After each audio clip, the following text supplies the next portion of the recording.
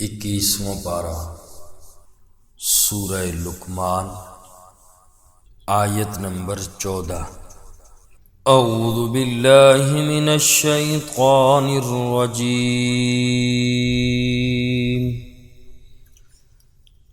بسم اللہ الرحمن الرحیم۔ وَوَصَّيْنَا الْإِنسَانَ بِوَالِدَيْهِ، اور ہم نے حکم دیا انسان کو اس کے والدین کے بارے میں۔ حملتہ امہ وہنا علی وہن، اٹھایا اس کو اس کی ماں نے، وہنًا علی وہن، کمزور سے کمزوری پر۔ وفصالہ فی عامین،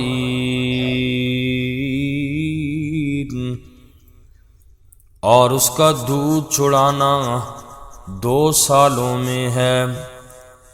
انشکر لی، یہ کہ میرا شکر ادا کر، ولوالدیک، اور اپنے والدین کا۔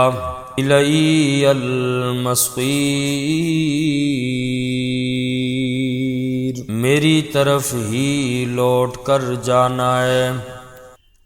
حضرت لقمان کی اپنے بیٹوں کو جو نصیحت تھی ان کا بیان تھا۔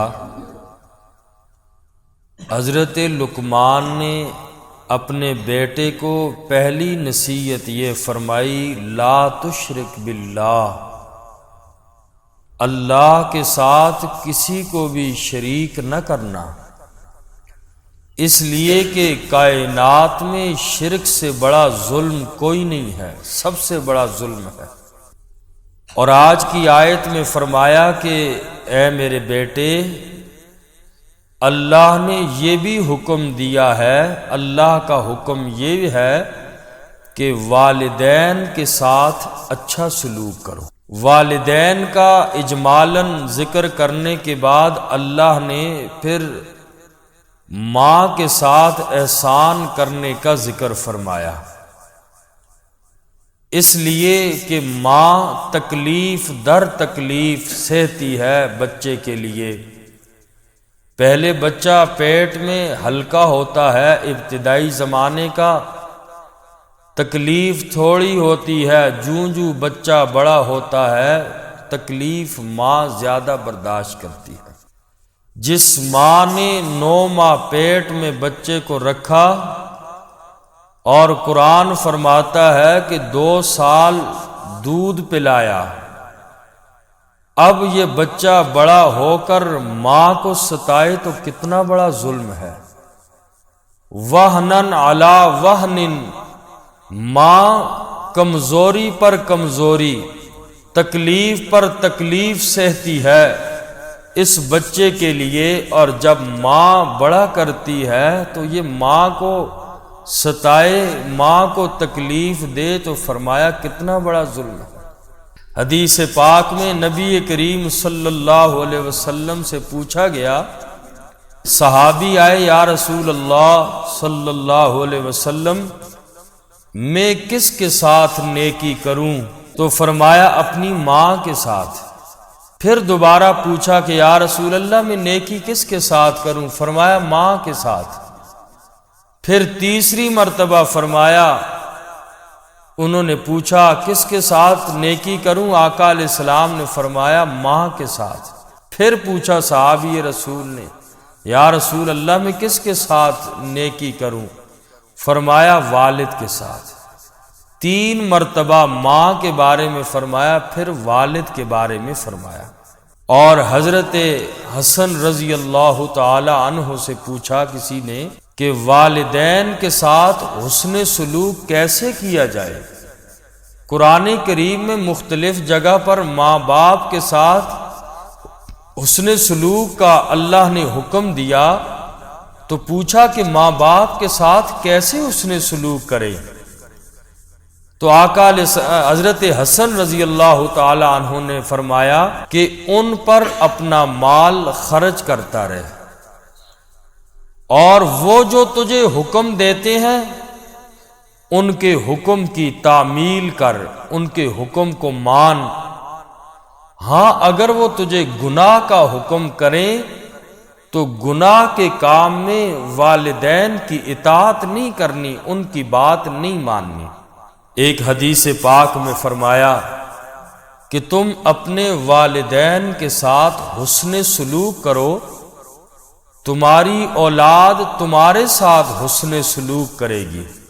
تو اس آیت کریمہ میں والدین کی اطاعت کے بارے میں، بالخصوص ماں کے بارے میں فرمایا کہ اس کے ساتھ نیکی کا سلوک کرو، ان کے ساتھ حسن سلوک کرو۔ اگر زندہ ہیں ماں باپ تو ماں باپ زندہ ہیں، اگر غریب ہیں تو ان کے ساتھ مالی امداد کرو، اور اگر غریب نہیں ہیں ماں باپ امیر ہیں تو ان کی جسمانی خدمت کرو، اور جیسے بھی ہو سکتی ہے بہرحال ان کو خوش رکھو، اور اگر دنیا سے چلے گئے ہیں تو اپنے ماں باپ کے لیے جتنا ہو سکے ایصال ثواب کرو۔ اور فرمایا کہ اگر جس کے ماں باپ ناراض ہو کر چلے گئے دنیا سے، اس سے ناراض تھے، اس کا ایک ہی حل ہے کہ اب ان کے حق میں قرآن کریم کی تلاوت، نوافل ادا کرے، صدقہ خیرات کرے، ان کے حق میں جو بھی ایصال ثواب ہو سکتا ہے انسان زیادہ سے زیادہ کرے۔ کل قیامت کے دن اگر ملے گا ماں باپ سے تو ماں باپ راضی ہوں گے۔ اس لیے ماں باپ کے لیے اگر جن کے زندہ ہوں تو ان کی خدمت کی جائے۔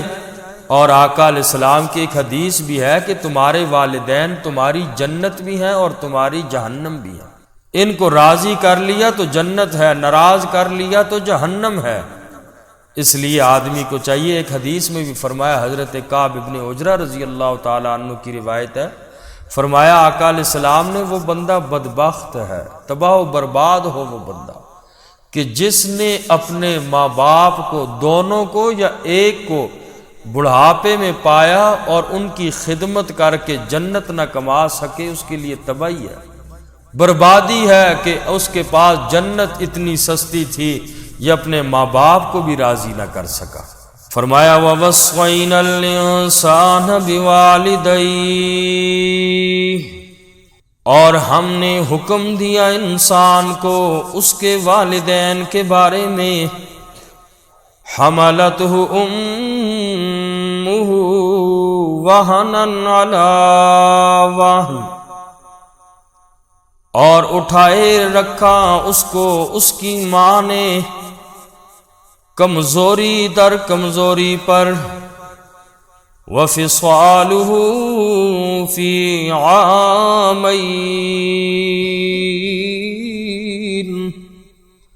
اور اس کا دودھ چھڑانا 2 سالوں میں ہے۔ انشکر لی، اللہ کریم نے فرمایا یہ کہ تم میرا شکر کرو، کیونکہ حقیقی خالق میں اللہ، ساری کائنات کو پیدا کرنے والا میں اللہ، انسان میں نے بھی تجھے پیدا کیا، اس لیے انشکر لی، میرا شکر ادا کر، حقیقی خالق میں اللہ، وَلِوَالِدَيْكَ، اور اپنے والدین کا بھی شکر ادا کر، اس لیے کہ تجھے دنیا میں لانے کا ظاہری سبب تیرے ماں باپ بنے۔ اللہ کا بھی شکر ادا کر، اپنے والدین کا بھی شکر ادا کر۔ الی المصیر،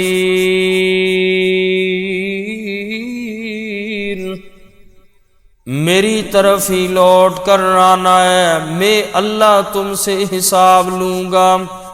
وَإِن جاہداک، اور اگر وہ دونوں مجبور کریں تجھے علی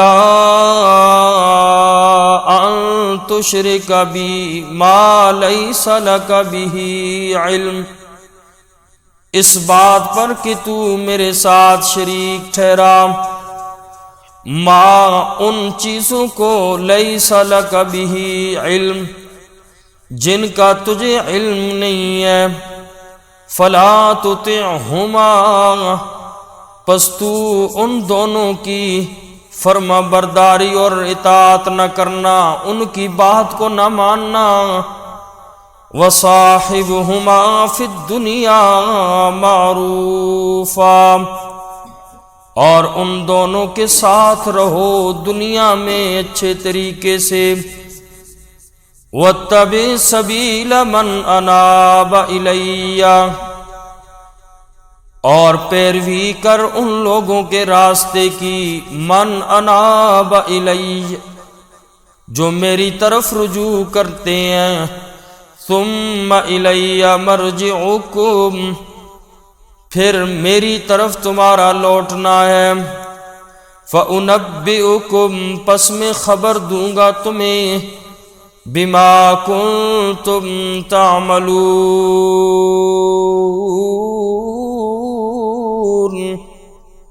ان کاموں کی جو تم کیا کرتے تھے۔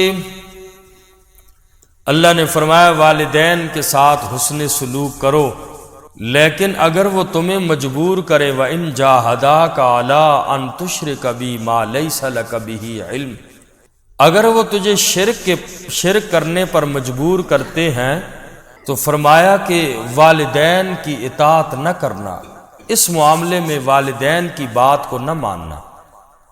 اگر وہ کہیں فلاں کی نظر و نیاز کر، منت منوت کر، یہ عبادت ہے، یہ رب کا حق ہے، تو فرمایا کہ فلا تطعہما ماں باپ کی ان کاموں میں فرما برداری نہ کرنا، اگرچہ وہ کافر ہیں، اگرچہ وہ مشرک ہیں، اگرچہ وہ تمہیں گناہ کا کہیں، لیکن ان کی بات نہیں ماننا، لیکن ان کے ساتھ بدتمیزی بھی نہیں کرنا۔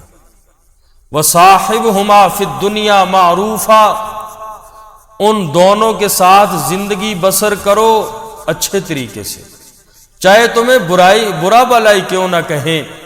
والدین اگر ماریں پیٹیں، گالم گلوچ بھی کریں، برا بلا کہیں، تان و تشنیع کریں، ان کی ایذاؤں کو، تکلیفوں کو برداشت کیا جائے، ان کو جواب نہیں دیا جائے، اور نہ ہی ان کی کوئی گستاخی کی جائے، ان کو برا بلا نہ کہا جائے۔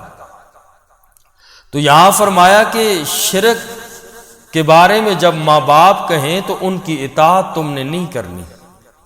بعض مفسرین نے یہاں اس آیت کے تحت لکھا، اگر والدین شریعت کے کسی بھی حکم کے خلاف تمہیں مجبور کرتے ہیں تو ان کی اتباع کرنا، ان کی بات ماننا یہ جائز نہیں ہے۔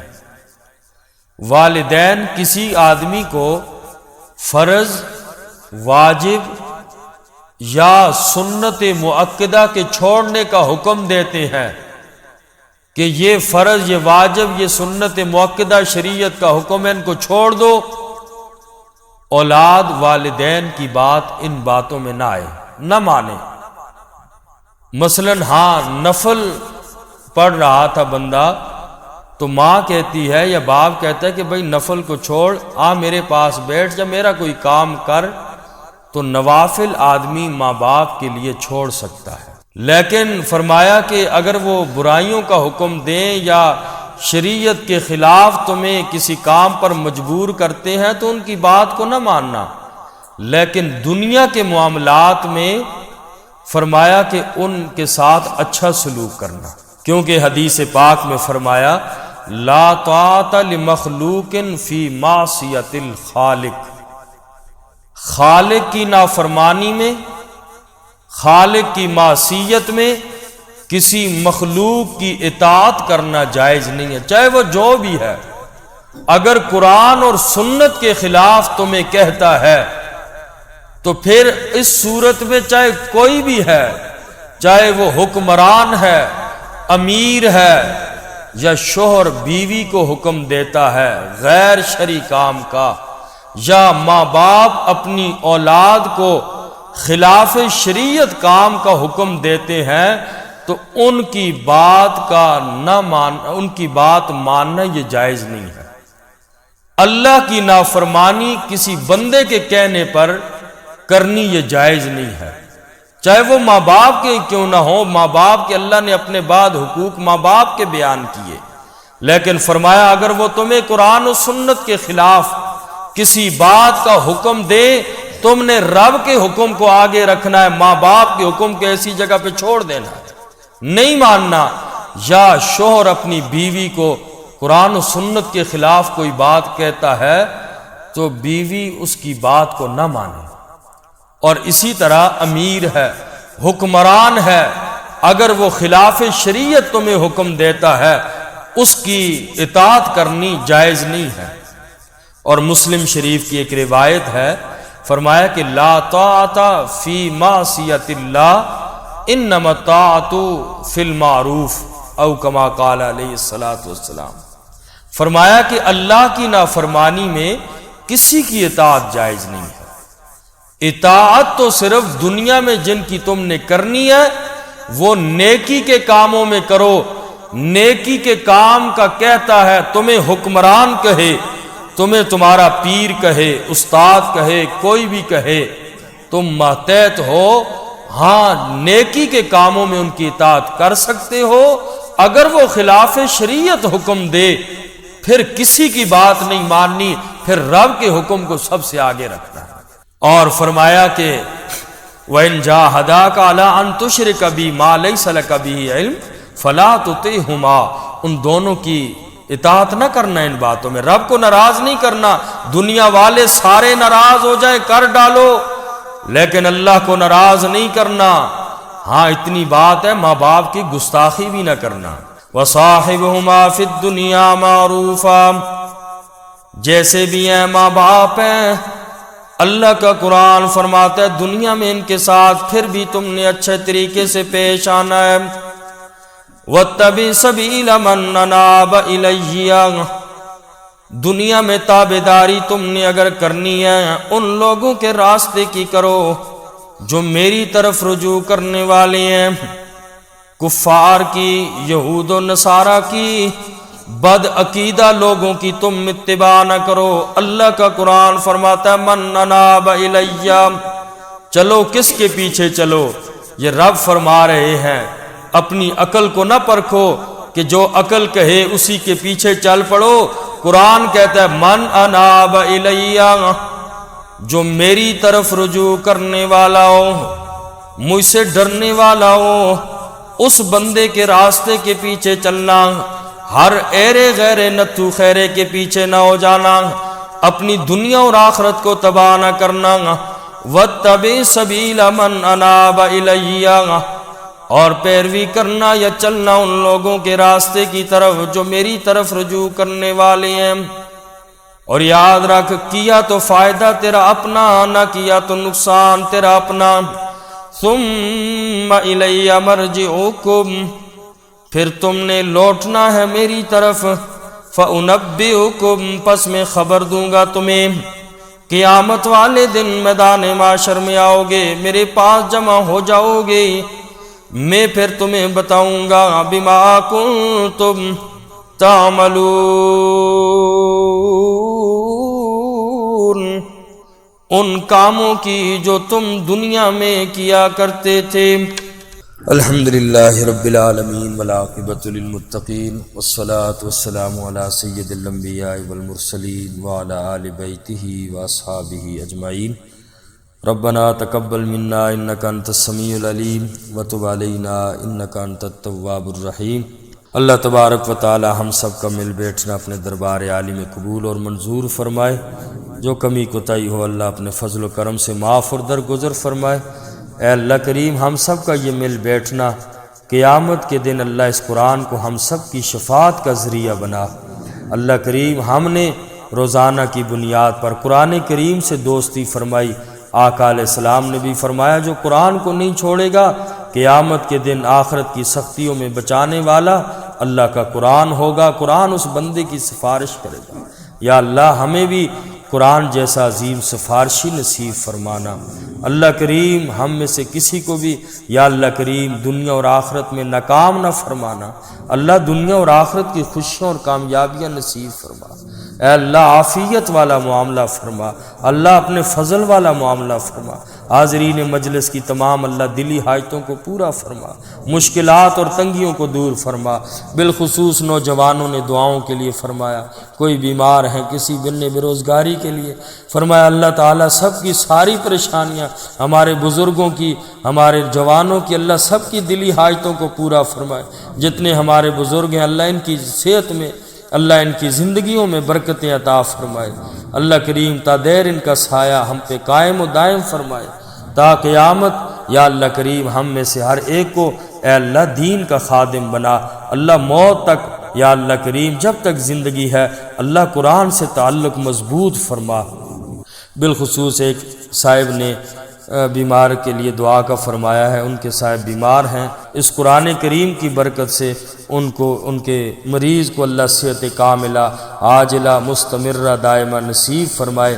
اس مریض کو صحت کاملہ عاجلہ مستمرہ دائمہ نصیب فرمائے۔ اے اللہ کریم ان کے مریض کو جلد صحت کاملہ عاجلہ مستمرہ دائمہ نصیب فرما۔ وصلی اللہ تعالی علی خیر خلقہ محمد و آلہ وصحبہ۔